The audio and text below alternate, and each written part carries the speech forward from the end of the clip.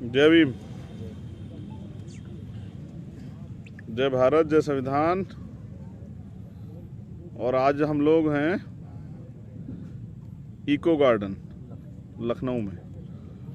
69,000 शिक्षक भर्ती को लेकर आंदोलन चल रहा है। नौजवान साथी बहनें 70 दिन से आंदोलन में हैं और मुख्यमंत्री जी ने ये वादा किया था कि 7 दिन में इसका निवारण हो जाएगा, लेकिन हुआ नहीं। तो बच्चे और बच्चियां वहाँ गए थे बीजेपी कार्यालय। परिणाम ये हुआ कि उनको पीटा गया। यही एक बात है जो मैं हमेशा कहता हूँ कि ये इसी बात के मैं खिलाफ, कि जब किसी बहन पे भाई पे अत्याचार होता है और निर्दोष पे, तो वो बुरा है। तो मैंने वादा किया था कि मैं आऊँगा। आज हम लोग सुबह से आंदोलन में हैं और मेरे चारों तरफ जो है ना नौजवान साथी जो आंदोलन में वो लोग बैठे हुए हैं। इन्होंने खूब उत्पीड़न जो है ना सहा है। और जहाँ तक मैं जानता हूँ एक आंदोलनकारी होने के नाते कि कोई भी व्यक्ति वो खुशी से आंदोलन नहीं करता, वो सड़क पे खुशी से नहीं आता, घूमने नहीं आता, मजबूरी में आता। जब ये नाउम्मीद हो जाता है कि कहीं से उसको न्याय नहीं मिलेगा और कहीं उसकी सुनवाई नहीं होगी, कोई उसकी बात नहीं उठाएगा, तब वो आंदोलन में आता है। तो मैं तो धन्यवाद करता हूँ इन युवा भाइयों का, बहनों का, जिन्होंने 70 दिन से इस सरकार के सामने अपने अधिकारों के लिए मोर्चा खोल रखा है। वरना लोग मंत्री और विधायक और एमपी बन के नहीं बोल पाते हैं। तो ये समाज के जोशीले युवा हैं जो अन्याय, अत्याचार और गुलामी से मुक्ति चाहते हैं। आंदोलन का दिन है, बहुत दिनों बाद जो है ना रात में आंदोलन। मेरे हिसाब से लास्ट टाइम आंदोलन किया गया था, कौन किया था जो रात में थे हम लोग? शायद जमा मस्जिद में। हाँ, तो मेरे हिसाब से लास्ट आंदोलन जिसमें रात में हम लोग थे, इस समय लगभग 8:45 बज रहे हैं, तो वो था जमा मस्जिद पे, जो CNPR NRC के संबंध में आंदोलन हुआ था। और आज एक नया आंदोलन। ये जगह जो है ना, अब तो इको गार्डन, उससे पहले जेल थी, तो जेल जैसी फीलिंग भी यहाँ है। लेकिन क्रांतिकारियों का तो गहना होती है जेल। तो मैं तो तय करके आया था, परिवार को भी कह गया था कि मैं तो जेल जा रहा हूँ। तो पता नहीं सरकार भेजेगी नहीं भेजेगी, लेकिन मैं तो अपने हिसाब से जेल में ही। तो आज की रात यहीं बीतने वाली है। कल फिर से आंदोलन स्टार्ट होगा। और आंदोलन कब तक चलेगा, क्या इसकी रूपरेखा रहेगी, ये यहाँ की जो हमारी लीडरशिप है, जो नौजवान साथी यहाँ बैठे, उनसे मिलकर तय करेंगे। तो आज की जो हमारी नेता थी वो थी मुक्ता कुशवाहा, हमारी बहन, जिसको आपने देखा होगा इस भर्ती में, जिनके हाथ पे चोट लगी हुई, हाथ टूटा हुआ। कल कोई और होगा, कल हम उनकी लीडरशिप में पूरा धरना करेंगे। और प्रयास ये रहेगा कि धरना तब खत्म हो जब जो घोटाला हुआ है वो घोटाले में न्याय हो जाए। देखिए, पहली बात तो ये है कि ये घोटाला अब साबित हो चुका है, क्योंकि पिछड़े वर्ग आयोग की रिपोर्ट आई है। रिपोर्ट में उन्होंने ये स्वीकार किया है, उन्होंने बाकायदा लिखा है कि भर्ती में घोटाला हुआ है, संविधान के जो अनुच्छेद 14, 15, 16 है उनका उल्लंघन हुआ है।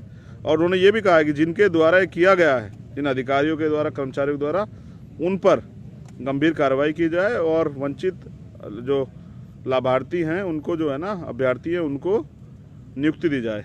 लेकिन सरकार नहीं दे रही है। तो मैं जैसा कह रहा था कि 70 दिन से ये लोग आंदोलन में हैं। बड़ा अच्छा माहौल है। आज भाइयों से मुलाकात हुई है और उत्तर प्रदेश के सभी लगभग सभी जनपद के लोग हैं, मोस्टली जो है ना सभी जनपद के लोग हैं। और पिछड़े वर्ग में भी, पिछड़े दलित वर्ग में भी एक अच्छा प्रयास है कि सभी जातियों के लोग।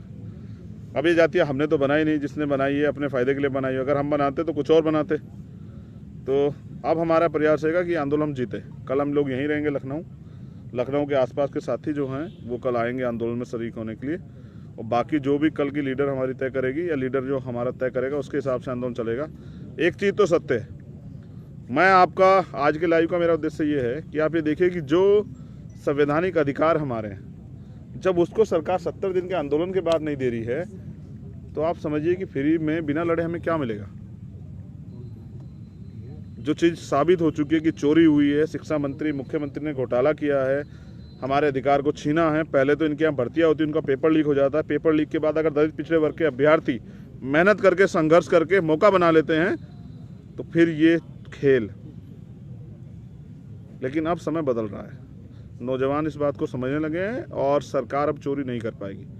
लेकिन हमारा प्रयास तो ये रहेगा, अगर हमें मौका मिलेगा भविष्य में, तो इस सारी भर्तियों की जांच कराई जाएगी कि कौन कौन जो है वो SC BC का सर्टिफिकेट बनवा के, और वो डॉक्टर, इंजीनियर, वकील बन गया है, अध्यापक बन गया, प्रोफेसर बन गया है, वास्तविक स्थिति उत्तर प्रदेश की मैं आपको बता देता हूँ, जहाँ तक मुझे जानकारी है कि यहाँ दलितों को 22.5%, दलितों को और आदिवासियों को और ओबीसी को 27% रिजर्वेशन होने के बावजूद उनकी भागीदारी ये है, उनका रिप्रेजेंटेशन ये है, उनकी हिस्सेदारी ये है कि शायद 1 या 2 एसएसपी जो हैं, जबकि उनकी संख्या होनी चाहिए आरक्षण के अनुरूप 15 या 16, 2 एसएसपी इन्होंने हमारे लगाए हैं चार्ज पे, और वो भी अगर इनके हिसाब से काम नहीं करें, अपने लोगों के लिए जरा सा सोच लेंगे, उनको न्याय दे देंगे, इनके नेताओं के सामने चलेंगे तो वो कभी भी हट सकते हैं। और ऐसे पिछड़े वर्ग के लोगों का हाल है।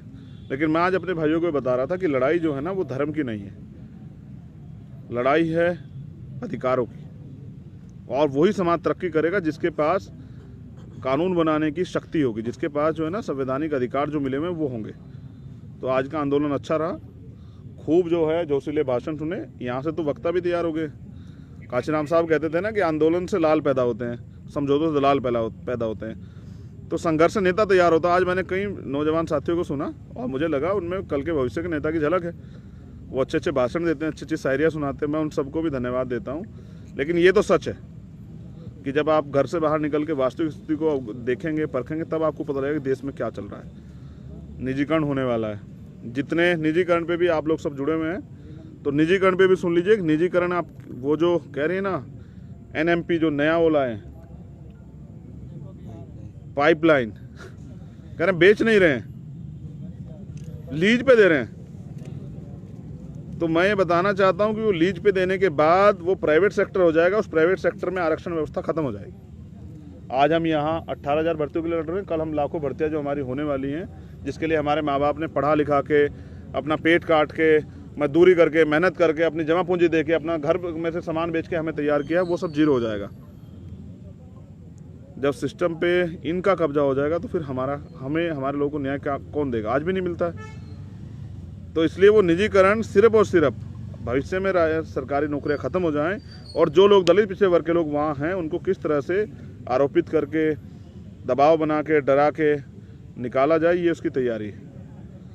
लगभग समझिए कि बीजेपी और आरएसएस का जो एजेंडा था कि पिछड़े और दलित वर्ग के लोग यहाँ उसी गुलामी में चले जाएं, इसमें 1950 से पहले थे कि उनके वो हमारे खेत में हल जोतें, हमारे पशु चराएं, हमारा दूध निकालें, हमारे जो हैं और जो काम हैं घड़ा बनाने के, ये करने के, वो करने के, वो करें।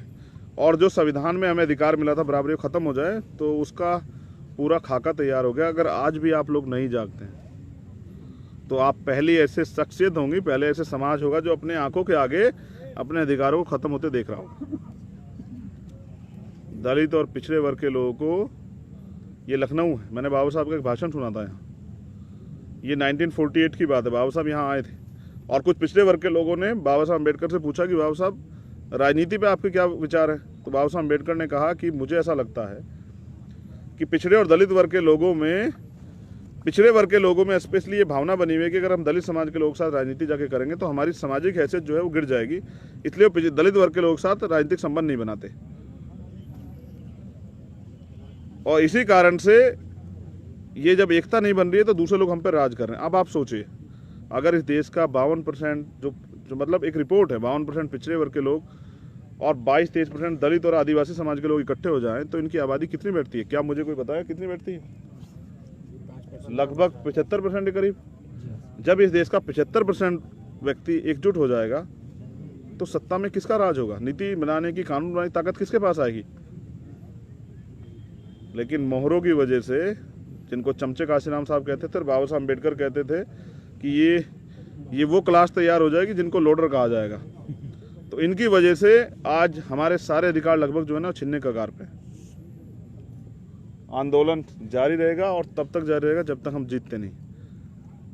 लेकिन मैं समझता हूं कि बाबा साहब अम्बेडकर ने कहा था उस अपनी 1948 वाली सभा में कि पिछड़े और दलित वर्ग के लोगों की समस्या एक जैसी है, और अगर ये अपने अधिकारों के प्रति, अपने भविष्य के प्रति, अपने आने वाली पीढ़ियों के प्रति सचेत हो जाएं और एकजुट हो जाएं तो इसका फ़ायदा इनकी आने वाली पीढ़ियों को मिलेगा और ये गुलामी से मुक्त हो जाएंगे।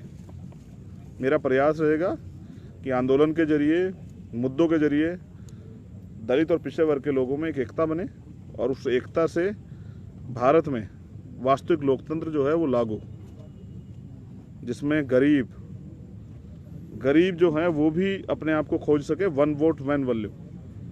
एक गरीब का बेटा भी विधायक एमपी बनने का प्रयास करे अपनी मेहनत के दम पे, अपने संघर्ष के दम पे, और वो परिवर्तन करे, वो परिवर्तन जिससे उसका समाज आगे बढ़े, ये देश आगे बढ़े, प्रदेश आगे बढ़े। और ये वही भाजपा की सरकार है जो नारे देती थी कि 56 इंच के सीने वालों के हाथ में देश है। अर्थव्यवस्था चौपट हो चुकी है, बेरोजगारी बढ़ चुकी है, महंगाई चरम सीमा पे है, रोजगार नहीं है, इलाज नहीं मिल रहे, तमाम तरह की चीज़ें जो है, एजुकेशन से संबंधित जो है बजट वो जीरो हो चुके हैं। सरकारी उपक्रम बेच के जो 70 साल में तैयार हुए थे ये देश चला रहे हैं। और वो जो पैसा हमारी मेहनत का, टैक्स का जो हमें हर एक सामान में देते हैं, उसको ये अपने चुनाव में खर्च कर रहे हैं। ये इनके बाप का पैसा नहीं, ये हमारा पैसा है। और मैं समझता हूँ कि उत्तर प्रदेश में इस बार परिवर्तन होगा। उत्तर प्रदेश में भारतीय जनता पार्टी की सरकार की जो है ना वो विदाई होगी। और इसका लिए मैं अगले 6 महीने गांव-गांव जाके संघर्ष करूंगा। लेकिन अभी जो सबसे बड़ा मामला 69,000 शिक्षक भर्ती और उसके बाद पिछड़े वर्ग के लोगों की जातिगत जनगणना होनी तो सबकी चाहिए, मैं तो सबका स्वागत करता हूँ। लेकिन पिछड़े वर्ग के लोग इसलिए होने चाहिए, उनको अपनी राजनीतिक, सामाजिक, आर्थिक हैसियत का अंदाज़ा लगना चाहिए कि वो वास्तविकता में देश में कहाँ है। इतनी बड़ी आबादी और मोहताज बनी हुई है, तो गुलाम को गुलामी का एहसास अगर आप करा देते हैं तो वो अपनी बेड़िया स्वयं काट देता है। इसकी तैयारी हमें करनी पड़ेगी। फिर आपसे मुलाकात होगी आज की रात यहीं खुले आसमान में, इको गार्डन लखनऊ, और आंदोलन जो है वो जारी रहेगा। मैं कुछ साथियों को भी जो है ना एक बार आपको दिखा देता हूँ। मेरे चारों तरफ लोग हैं, तो ये आज हम अकेले नहीं हैं, बहुत सारे जो हैं नौजवान साथी जो इस लड़ाई को लड़ रहे हैं, जो इस लड़ाई के योद्धा हैं, जिन्होंने इस लड़ाई की शुरुआत की है, वो सब लोग हमारे बीच में हैं। और मुझे विश्वास है कि उनकी ये लड़ाई जो है ना आगे बढ़ेगी, हम लोग इस लड़ाई को जीतेंगे। और आप देखिए उधर भी जो है ना कुछ नौजवान साथी लेटे हुए हैं। तो ये धरती है, ये हमारी माँ, तो वो इस धरती से जुड़ के जो है अपने आंदोलन को मजबूत कर रहे हैं। कोई पंखा नहीं है, कोई एसी नहीं, कोई कूलर नहीं है, मन में एक ही संकल्प है कि ये आंदोलन जीत के जाना है। बहुत हुई गुलामी, अब नौजवान जो है ना, बहुजन समाज का नौजवान, वो गुलामी नहीं चाहेगा। अब वो लड़ेगा, अपने अधिकार लेगा, भाईचारा बनाएगा और इस सांप्रदायिकता की राजनीति का अंत करेगा। जय भीम, जय भारत, जय संविधान, जय लोकतंत्र, जय विज्ञान। और कल